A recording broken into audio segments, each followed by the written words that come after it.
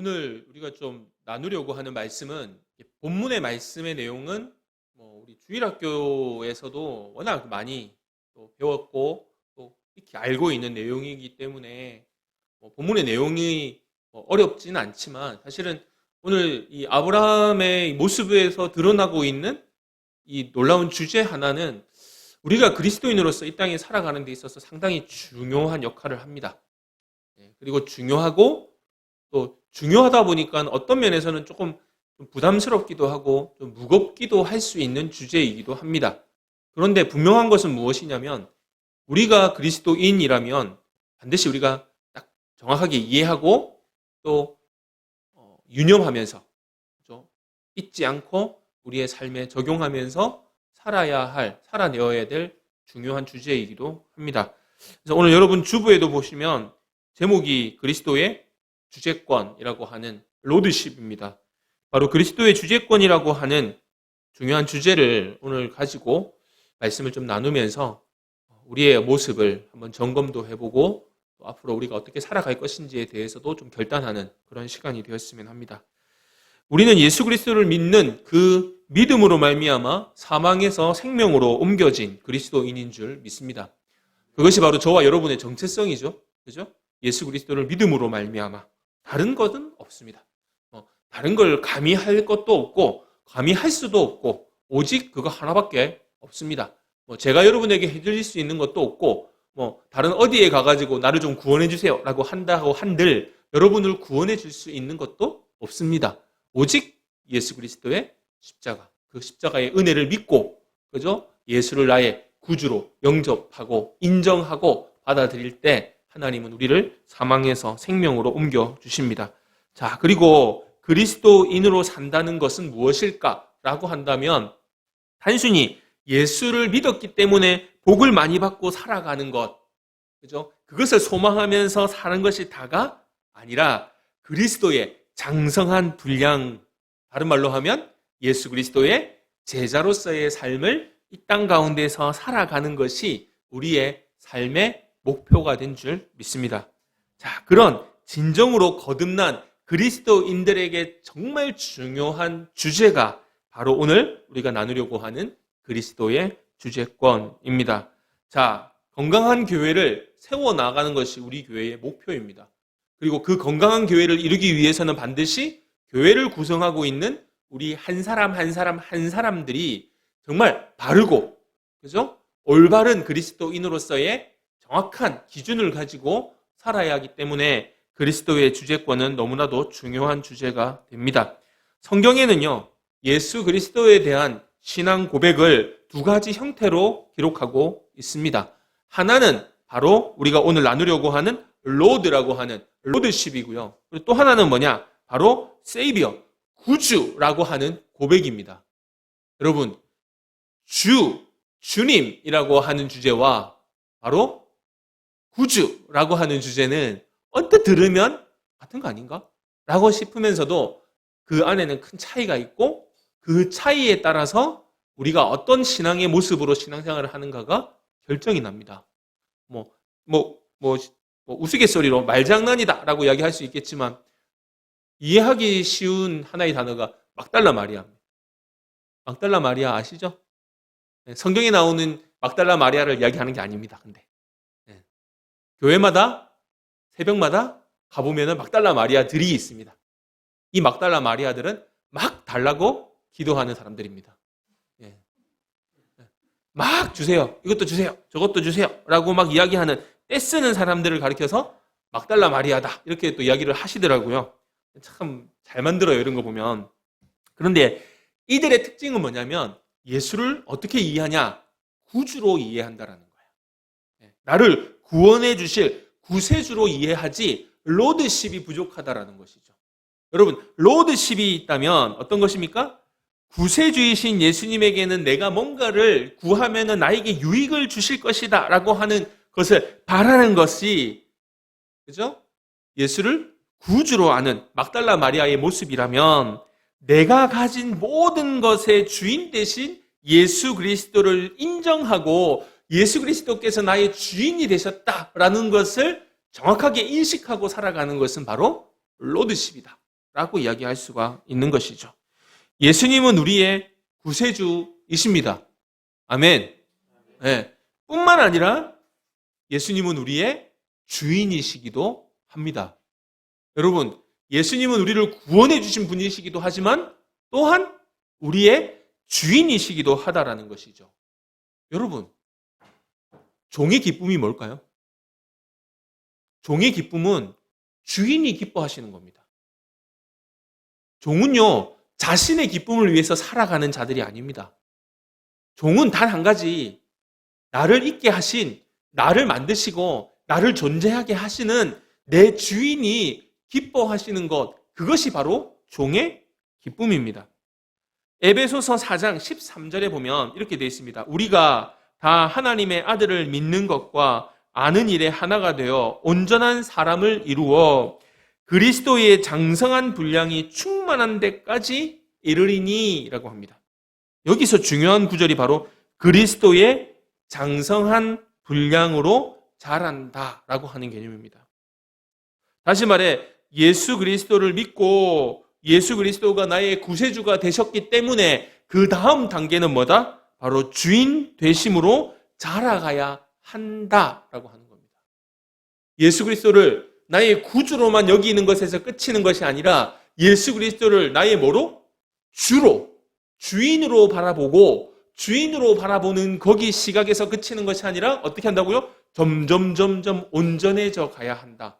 장성한 믿음의 분량으로 자라나야 한다라고 성경은 이야기하고 있는 것입니다. 자, 그러면 우리 이음교회 여러분들은 예수님을 어떻게 이해하고 계십니까? 예수님을 어떤 분으로 고백하고 계십니까? 예수님을 나의 구주로만 이해하십니까? 아니면 예수님을 나의 주, 나의 로드라고 고백하고 계십니까? 혹시 여러분도 막달라 마리아가 아닌가요? 여러분 기도할 때 이거 주세요, 저것 주세요, 왜 이거 안 주세요? 하나님 내가 이거 달라고 얼마나 기도 열심히 했는데 라고 이야기한다면 여러분도 혹시나 막달라 마리아일 수도 있습니다.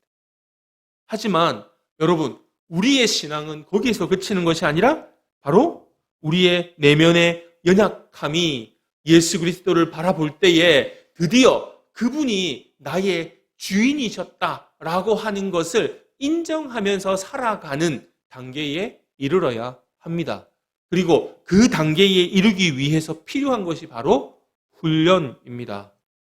사랑하는 성도 여러분, 이 훈련이라고 하는 것은 우리로 하여금 진정한 자유를 누리게끔 해주는 유익이 있습니다.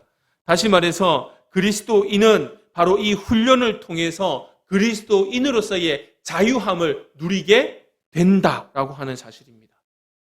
그래서 두 번째로 생각해 볼 것이 이 그리스도의 주재권은 우리가 그리스도인이라고 한다면 평생을 통해서 이루어 가야 할 작품이다라고 이야기할 수가 있습니다.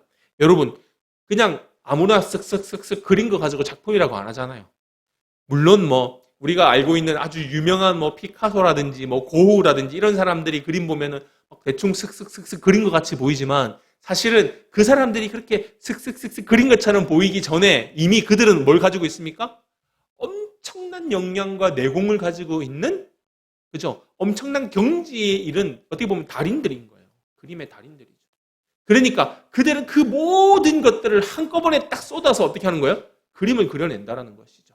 그러니까 우리 같은 범인들이 보면 그냥 막 대충대충 그리는 것처럼 보이는데 그림을 볼 줄 아는 사람들이 볼 때는 엄청난 가치가 거기에 담겨져 있다라고 하는 것이죠. 마찬가지입니다. 우리가 이 세상을 살아가는 데 있어서 예수 그리스도를 온전히 이해하고 알아가는 그 훈련의 과정을 겪으면서 비로소 우리는 뭘 이룰 수 있습니까? 그리스도의 주재권을 온전히 이룰 수 있습니다. 그 훈련이 전제가 되어야 된다는 것이죠. 그리고 나서 우리는 예수 그리스도의 주재권을 통해서 뭐를 누리는 겁니까? 참된 자유를 누리게 된다라고 하는 사실입니다. 오늘날 살아가고 있는 많은 그리스도인들은 어떻게 보면 학교에서 배운 것 자체가 이성을 기준으로 공부를 해왔기 때문에 나의 이성에 납득이 돼야지 믿으려고 하는 성향이 있습니다. 여러분도 그렇잖아요. 이해가 돼야지, 납득이 돼야지 받아들이잖아요. 그러면 예수님이 나의 주인이신 이유가 뭘까요? 예수님이 나의 주인이라는 게 납득이 돼야지 내가 받아들일 거 아니에요. 예수님이 나의 주인이신 이유가 뭡니까? 아주 간단합니다. 지으셨고 구원하셨기 때문입니다. 그렇잖아요. 나를 지으신 분도 누구십니까? 예수 그리스도십니다. 그리고 그 지은 죄인들이 사망에 이르렀을 때에 그들을 불쌍히 여기셔서 사망에서 생명으로 옮기신 분도 누구십니까? 예수 그리스도십니다. 아버지의 그 마음을, 애끓는 그 마음을 이해하고 자신의 육신을 기꺼이 내어드려서 십자가에 달려서 죽으시기까지 하셨던 그 사랑에 나의 주인이 누구시라고요? 예수 그리스도시다라고 하는 거예요. 인정이 되십니까? 믿어지십니까? 받아들여지십니까? 여러분, 그래서 바로 예수님은 나의 주인이신 겁니다. 주님이 우리 인생의 주인이시다라는 말은 다른 말로 하면 뭡니까? 나는 그분의 종이다라고 하는 겁니다. 왜요? 2000년 전에 이미 우리는 예수님의 피값으로, 그죠? 우리를 사셨기 때문에. 이제 우리는 예수님의 소유가 되었기 때문에. 그래서 이제 종은, 아까도 잠깐 이야기했지만, 종의 기쁨이 뭐라고요? 종의 기쁨은 주인의 기쁨이다. 같이 해볼까요? 종의 기쁨은, 다시, 다 같이. 종의 기쁨은 주인의 기쁨이다. 그러니까 내가 기뻐해서 기쁜 게 아니라 누가 기뻐하셔야 되는 거예요? 그렇죠. 주인이 기뻐하셔야 되는 거예요. 근데 우리 주인이 누구라고요? 예수님이시다라고 하는 것이죠. 근데 순종이 잘 됩니까? 요즘에 그 여성의 이게 권익이 상당히 올라가면서 페미니스트라는 말들이 참 많이 도는 것 같아요. 그죠? 그러니까 페미니즘에 좀 이렇게 좀 더 많이 이렇게 마음이 가시는 분들한테 참 받아들여지기가 쉽지 않은 성경 구절이 있죠. 에베소서 5장 22절. 아내들이요, 남편에게 뭐 하래요? 순종하라고 하라고 복종하라고 되어 있어요. 그러니까 받아들이기가 힘든 거예요.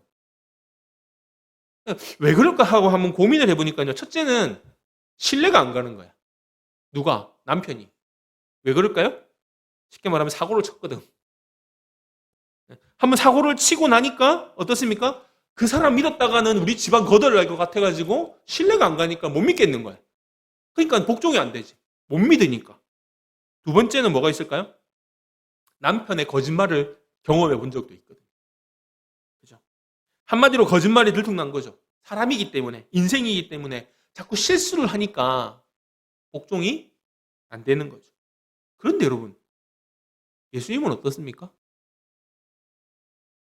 우리 에베소서 5장 22절의 말씀도 여러분 뒤에 넘어가 보면 뭐가 나옵니까? 누가 누구에게 하듯이? 교회가 죽게 하듯이. 주님이 교회를 사랑할 것 같이. 그래서 쌍방이잖아요. 아내는 남편을 바라볼 때 그리스도인으로서 내가 주님을 사랑하고 기뻐하듯이 가정에 가서도 어떻게 하라는 거예요?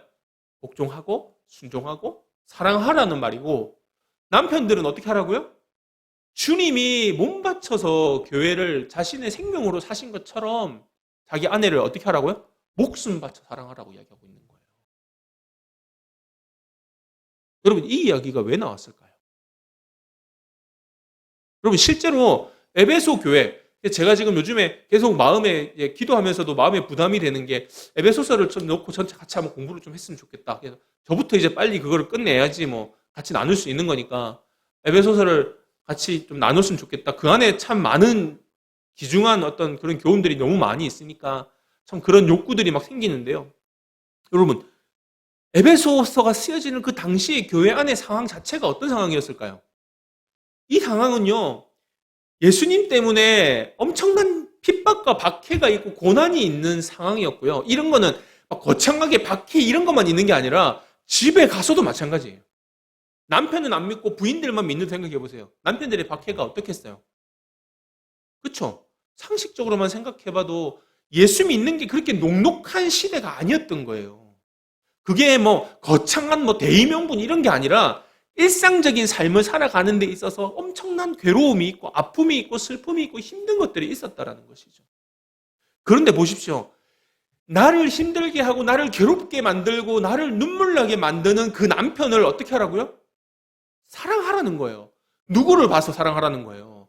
주님이 교회를 사랑하신 것처럼 아내들도 사랑해야 되지만 어떻게 해요? 교회가 주님을 바라보듯이 남편도 사랑하라는 거예요. 너희들이 믿음 생활 잘 한다고, 신앙생활 잘 한다고, 예수 잘 믿는다고 이야기하면서 가정 내팽개치고 남편, 안 믿는 불신 남편 미워하라는 게 아니라는 거예요.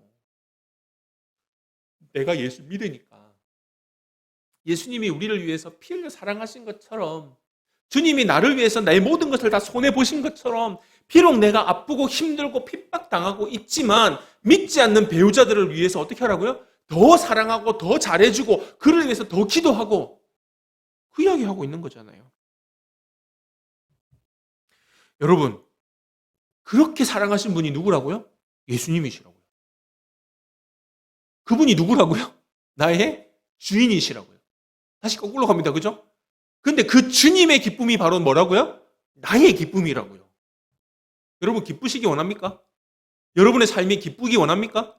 여러분의 삶에 기쁨이 넘치기를 원하세요? 여러분 행복하게 살고 싶으십니까? 여러분 행복하게 살고 싶으면 그 행복의 비결은 딴 데 있는 게 아니에요. 주님이 기뻐하셔야지 나도 기쁘다고요. 주님이 행복하셔야지 나도 행복해질 수 있는 거예요. 주님은 기쁘시게 안 해드리고 주님을 행복하게 안 해드리고 나는 왜 행복하지 않지? 나는 왜 기쁘지 않지? 백날 이야기해봤자 내 삶에 기쁨도 없고 행복도 없다라고요. 그거는 고난당하고 핍박당하던 당시의 에베소 교회의 교인들도 동일하게 누리던 거고요. 오늘 이 시대를 살아가고 있는 우리들도 마찬가지라고요.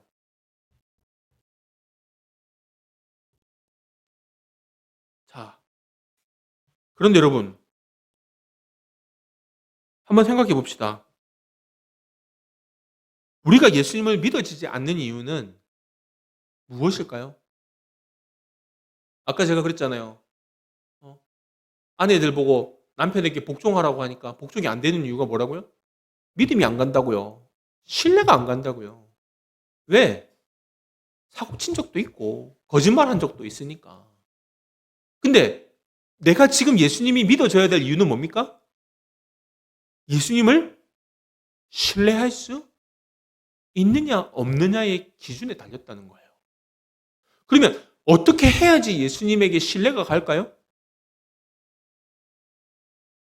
아내들은 남편이 안 믿어지는 이유가 뭡니까? 살아보니까 못 믿을 놈이니까 저 인간은 절대로 못 믿겠네. 그러고 신뢰를 잃어간다라는 거예요. 반대로 우리가 예수님을 신뢰해야지 예수님이 믿어집니다. 그래서 예수님이 나의 주인이란 사실이 인정이 되고요. 예수님이 나의 주인이란 게 인정이 돼야지 주님의 기쁨을 위해서 기꺼이 우리 한 몸을 바칠 수 있는 로드십이 형성이 된다라는 거예요. 그러면 내가 예수님을 믿어지려면 제일 먼저 뭐부터 해야 될까요? 여러분 우리가 왜 주일날 전혀 심도 없이 계속 이어가지고 어른 예배 드리고 밥 먹자마자 정리하자마자 주일학교 예배 드리고 주일학교 예배 드릴 때 또 막 나가서 새가족 교육하고 훈련 받고 이어서 또 바로 오후에 목장 모임 해가지고 말씀 공부하고 하는 이유가 뭡니까? 왜 이렇게 주일날 하루 좀 쉬고 싶은데 쉼없이 달려가는 이유가 뭐죠? 주님을 신뢰하기 위해서는 먼저 주님이 누군지를 알아야 된다라는 거예요. 아니 주님이 누군지를 알아야지 주님을 신뢰하든 말든 주님과 교제를 하든 말든 할 거 아니에요. 주님이 누군지 알아야죠. 다시 말하면 내가 주님을 앞에 복종하지 못하는 이유는 그분을 인격적으로 만난 적이 없다라는 거예요. 인격적으로 만나려면 내가 그분과 사귐이 있어야 되고 그분을 알아야 되는데 우리가 주님을 알고 주님을 사귈 수 있는 유일한 방법이 뭡니까? 하나님은 말씀하시고 우리는 기도함으로예요. 여러분 이거는 불변의 법칙입니다. 하나님은 말씀하시는 하나님이십니다. 믿으시기 바랍니다. 하나님은 말씀하시는 분이에요. 지금도 말씀하고 계세요. 우리가 할 수 있는 건 뭡니까? 기도하는 겁니다. 여러분 이것이 우리가 사귈 수 있고 교제할 수 있고 인격적으로 대면할 수 있는 유일한 방법입니다. 다시 말해서 남편에게 복종할 것만큼 불편한 이유는 내가 그만큼 하나님의 말씀을 통해서 하나님 예수 그리스도를 알아가는 데 있어서 생각보다 그렇게 노력한 게 없다라는 거예요. 그러다 보니까 인격적으로 주님을 만나지 못하고 인격적으로 주님과의 사귐이 이루어지지 않다 보니까 그분을 알지 못하는 거예요. 알지 못하는 분을 어떻게 믿어요? 어떻게 믿어요? 그럼 믿을 수가 없으니까 뭐도 안 돼요? 복종 자체가 안 되는 거예요. 여러분, 복종이 뭡니까? 복종은요, 덮어놓고 순종하는 겁니다. 그렇잖아요.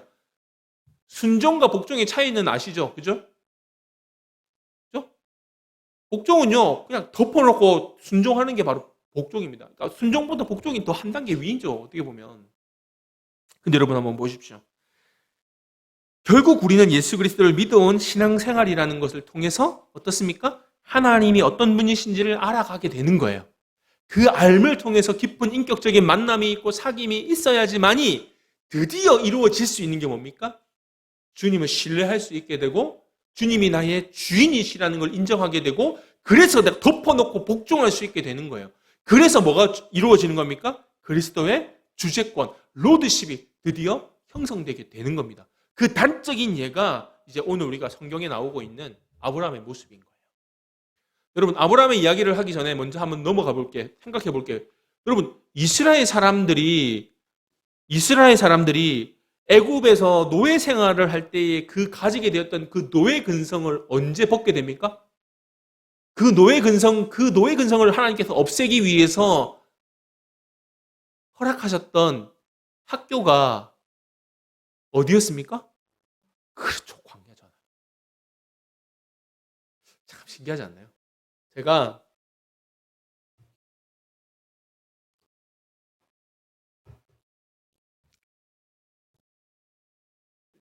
이제 제자 훈련을 시키려고 이제 보통 이제 직장 다니시는 성도님들은 제자 훈련이 거의 저는 그렇게 했었어요. 화요일 날 저녁 한 8시나 그때부터 시작해서 한 빨리 마치면 10시에서 11시, 뭐 늦게 마치면 12시 이때까지 제자 훈련을 했었는데 그럼 이제 저는 이제 화요일 날 오전 중에 이제 제자 훈련 준비 다 끝내고 집에 가서 저녁 먹고 왜냐면 이제 말을 또 그때 또 많이 해야 되니까 배고프면 힘들잖아요. 그러니까 밥을 먹고 이제 교회 와서 이제 좀 이제 준비를 합니다. 이제 그때는 밥 먹고 와서 준비할 때는 막 뭔가를 막 찾아보고 이런 준비가 아니라 오늘 내가 이제 준비했던 하루 종일 준비했던 거기에 대해서 좀 머릿속으로 생각도 하고 정리도 하고 묵상하면서 사는 시간이다 보니까 보통 뭘 많이 틀어놓냐면 찬양을 이렇게 많이 틀어놔요. 근데 지금 생각나는 그날 정확하게 몇 년도 몇 월 며칠인지는 기억 안 나요. 근데 어느 교회인지는 기억이 나죠? 근데 그때 제가 제 방에서 찬양을 틀었는데 그때 찬양이 뭐냐면 광야라고 하는 찬양이었어요. 광야라는 찬양을 탁 틀어놓고 제자 훈련을 준비를 하고 있는데 제자반 이제 성도님들이 이제 한 분씩 제 방, 그때는 제 방에서 이제 했었으니까 제 방으로 이렇게 들어오셨어요. 근데 한 분이 딱 들어오셨는데 그분이 너무 좋아하시는 거예요. 근데 이제 이 좋아하는 게 그냥 와 좋다 이런 게 아니라 뭔가 이게 막 여기 팍 이렇게 막 꽂힌 듯한 그런 걸로 막 오셔가지고 저한테 하는 이야기가 뭐였냐면 목사님도 이 찬양 좋아하세요? 제가 한 주 동안 이 찬양을 들으면서 지금 딱 내 상황이다라는 거를 너무 느껴가지고 일주일 내내 이제 말씀 보고 제자훈련 준비하면서 이 찬양을 계속 들으면서 준비를 했는데 교회 문을 제 방 문을 열고 제자훈련 받으려고 딱 들어오는 순간 이 찬양이 딱 흘러나오는데 너무 진짜 막 어떻게 알고 이 찬양을 그날 이 집사님은 마음이 그냥 활짝 열려가지고 너무 나눔을 잘하시는 거예요. 자기 고백도 잘하시고. 여러분 한번 보세요. 하나님의 사람들은요. 지금도 광야를 경험합니다. 이스라엘 백성들이 애굽에서 그 온갖 우상들이 득실거리던 그 이집트 눈만 들어서 봐도 우상, 그림도 우상, 왕도 우상, 전부 다 우상이에요. 그 우상들 사이에서 400년이라는 시간을 보내요. 어마어마하지 않습니까? 그런데 하나님께서 그들을 탈출시켜가지고 광야의 시간들을 보내게 하는데 그 기간이 40년이에요. 40년이라고 하는 광야의 시간들을 통해서 하나님은 그들의 노예 근성을 벗겨가세요. 근데 그 노예 근성을 없애는 방법이 뭐였습니까? 말씀하시는 하나님이셨어요. 모세를 통해서 말씀하시고 그 말씀하신 것을 모세를 통해서 기록하게 하시고 그리고 끊임없이 하나님은 말씀하심으로 말미암아 그들의 정말 뼛속 깊은 곳까지 자리 잡고 있었던 그 노예 근성을 하나씩 없애가시면서 하나님은 하나님의 백성들을 세워가시는 것을 보게 됩니다. 그때 하나님은 그 말씀하심으로 오늘 우리의 본문인 바로 아브라함을 부르시죠. 근데 여러분, 아브라함은 몇 살 때 부름을 받습니까? 75세 때 부름을 받습니다. 75세 때 부름을 받고 그는 부름에 순종하고 길을 떠납니다. 자신들의 생명을 유지할 수 있는 어떠한 안전장치도 없이 광야의 길을 향해서 걸어갑니다. 그가 누구라고요? 아브라함입니다. 자, 그리고 그는 오늘날 우리에게 어떤 사람으로? 믿음의 조상이다 라고 하는 인정을 받고 있습니다. 그런데 그가 처음부터 그런 믿음의 조상다운 모습을 보였을까요? 그렇지 않아요. 아브라함의 삶에도요, 얼마든지 인간적인 모습을 보게 됩니다. 하나님한테 묻지 않고 길을 떠났다가 애굽에 가가지고 자기 아내를 뭐라고 속입니까? 누이 동생, 여동생이라고 속였다가 심지어 그 할머니 60 넘은 할머니를 갖다가 뺏겨요.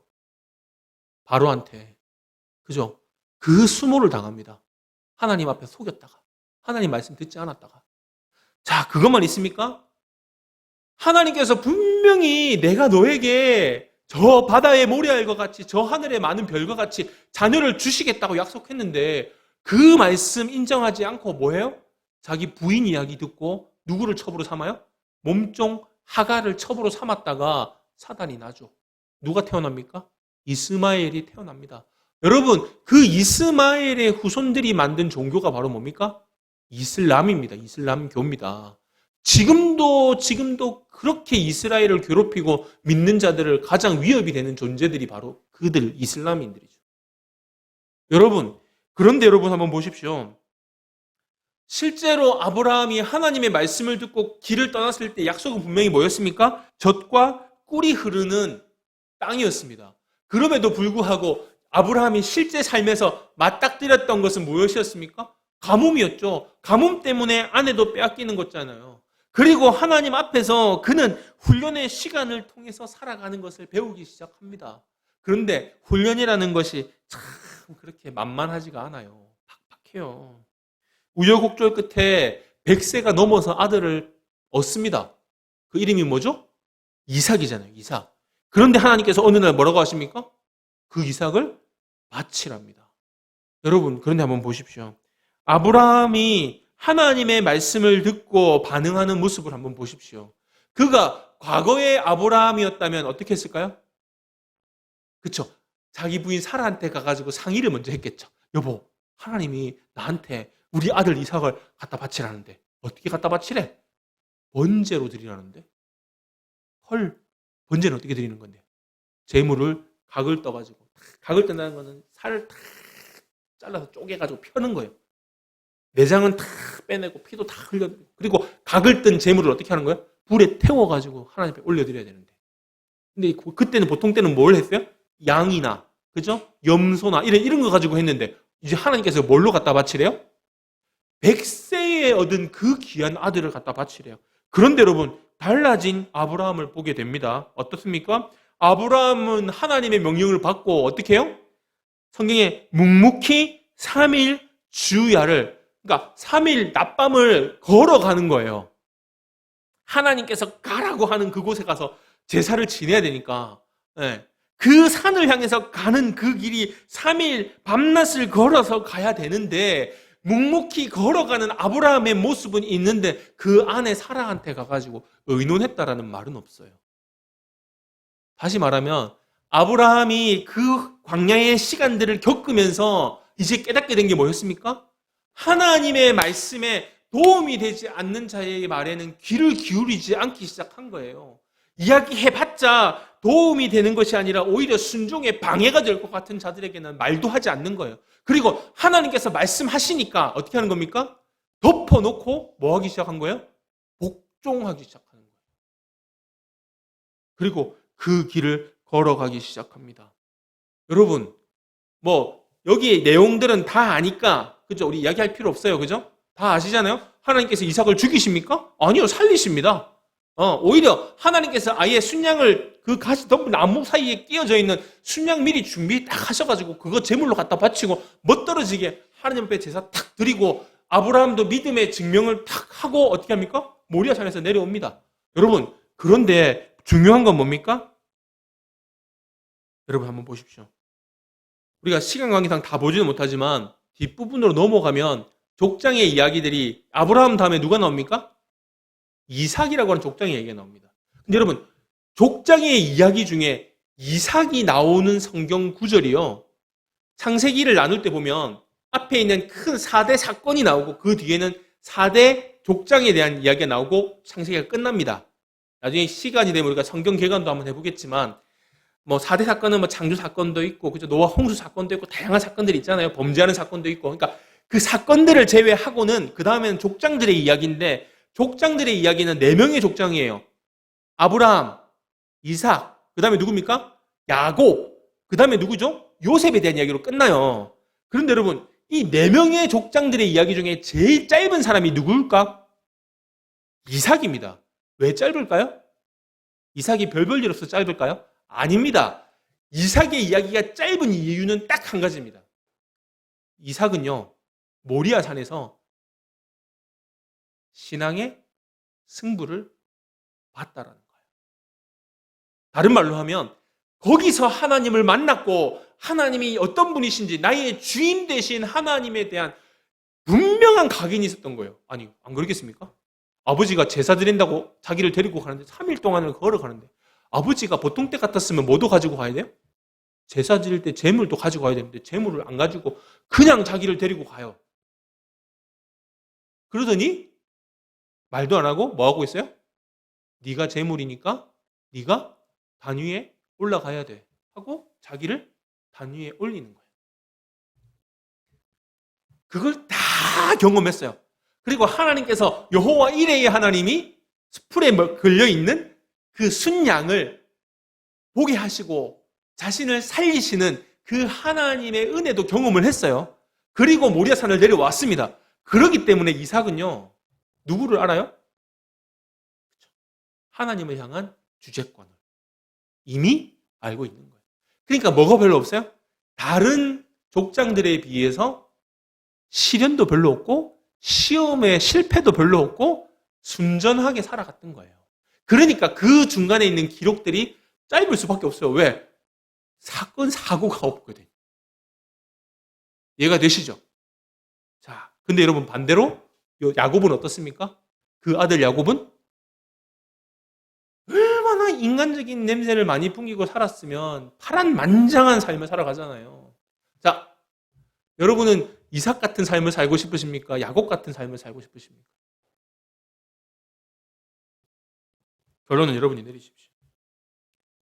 그래서 오늘 우리는 하나님 앞에서 우리가 어떻게 살아가느냐를 결정하는 그리스도를 나의 구주로만 생각하고 이것 달라고 저것 달라고 떼쓰는 삶을 살아갈 것인지 아니면 로드십, 정말 그리스도의 주재권을 분명히 이해하고 나의 기쁨은 주인의 기쁨이다.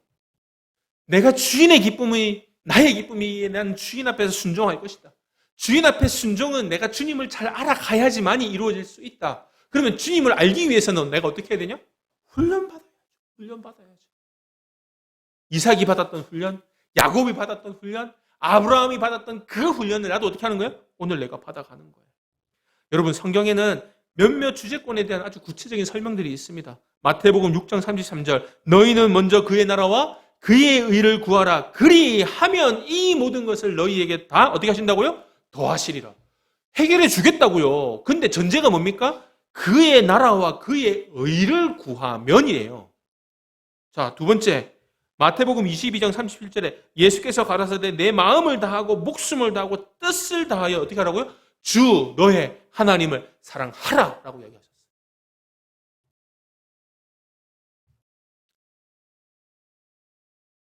새벽 2시에 잠 잘 자고 있는 아내한테 가가지고 여보 나 사랑해? 라고 이야기하면 부인이 뭐라고 할까요?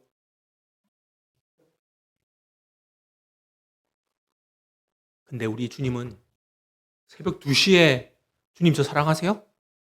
라고 물어보든 새벽 5시에 주님 저 사랑하세요? 라고 물어보든 짜증 안 나세요. 오히려 왜 안 물어봐? 왜 확인 안 해? 내가 너를 얼마나 사랑하니 너 확인 안 하니? 확인 좀 해봐. 하람아 확인 좀 해봐. 주님 저 사랑하세요? 짝사랑은 비극입니다. 아프잖아요. 근데 하나님은 우리를 짝사랑하게 만드시는 게 아니라 온전한 사랑으로 언제든지 안 귀찮아. 너희가 비장한 각오를 가지고 금식을 하면서 기도를 하든 아니면은 밤이 맞도록 철야를 하든 말씀을 주실 때마다 아멘 아멘 순종을 다짐하면서 나에게 다가와서 묻던 간에 언제든지 간에 하나님 저 사랑하세요? 라고 물어보라고. 그거 하나님 기뻐하신다고. 누가복음 6장 44절에 보면 너희는 나를 불러 주여 주여 하면서도 어찌하여 나의 말하는 것을 행치 아니하느냐라고 얘기하고 있습니다. 여러분 그리스도의 주재권을 가지고 있는 사람은요 절대로 공수표를 날리지면 안 됩니다. 여러분 말로만 주여 주여 하는 거 그거 공수표입니다. 부도수표예요. 그렇게 이야기하면 안 돼요. 정말 내가 주님을 사랑한다라는 것은 뭐가 있어야 되는 겁니까? 행동으로 보여야 되는 겁니다. 저희 어릴 때 주일학교 때 참 많이 불렀던 찬양이 왕왕왕왕 나는 왕자다 주님 나라에 나는 왕자다. 여자들은 뭐라고 불러야 돼요? 공공공공 나는 공주다. 그 노래 막 불렀었거든요. 여러분이 주님의 나라의 왕자고 공주인 줄 믿으십니까? 그런데 그것만 알면 안 돼요. 그 다음이 뭡니까? 우리는 왕자이고 공주이면서 뭡니까? 종입니다. 참 신기하거든요. 누가복음 9장 23절입니다. 아무든지 나를 따라오려거든 자기를 부인하고 날마다 자기 십자가를 지고 나를 쫓으라 라고 이야기하십니다. 그것이 오늘 주님께서 우리에게 주시는 말씀의 결론입니다. 말씀을 맺읍시다. 제가 책에 보니까 어떤 분이 이런 이야기를 하신 적이 있더라고요. 사람은 누구나 하나님 앞에서 인생이라고 하는 차를 운전하는 드라이버다. 그 드라이버가 세 종류가 있더라고요. 첫 번째 운전자는 자연인입니다. 자연인. 이 사람들은 예수님하고 관계없는 사람들이에요. 쉽게 말하면 불신자들이죠. 이 사람들은 그냥 육에 속해 살아가는 사람이에요. 그 사람들의 모든 삶의 기준은 다 육에 속해져 있는 거죠. 내 육이 쾌락을 느끼고 기쁘면 되는 거예요. 그냥 그게 좋은 거예요. 그게 최고예요. 돈도 그래서 버는 거고, 그래서 사랑도 하는 거고, 가정도 그래서 꾸미는 거예요. 자, 그런데 이런 사람들은 어떤 사람들이냐? 주님은 아예 차 밖에 두고 자기의 인생의 핸들을 누가 쥐고 있는 거예요? 자기가 그냥 쥐고 자기 마음대로 가는 거예요. 아무 상관없이. 두 번째는요. 어린 아이 운전자입니다. 이 사람은요. 예수님을 믿기는 믿는데 어린 아이 이제 신앙. 이제 막 시작한. 그죠? 그래서 아직까지 육신에 속해져 있는 사람들입니다. 이 사람들의 특징은 뭐냐면요. 운전대의 핸들을 여전히 내가 쥐고 있지만 주님은 어디에 있을까요? 조수석에 두는 거예요. 내가 요구할 때 내 조수처럼 뭐 줘? 물 좀 주세요? 뭐 껌 좀 주세요? 이런 거 하는 거예요. 그냥 그런 거 시켜요. 자기가 계속 운전하고 다니는 거예요. 세 번째는 성숙한 그리스도인입니다. 이 사람들은 어떤 사람들일까요? 그렇죠. 주님이 내 인생의 차의 핸들을 잡고 있고요. 나는 어디에 있는 겁니까? 조수석에 있는 거예요. 그래서 주님이 시키는 대로 하는 거예요. 여러분, 우리는 어떤 운전자입니까? 여러분은 자연인이십니까? 아니면 어린 아이십니까? 아니면 성숙한 그리스도인이십니까? 말씀을 맺읍시다.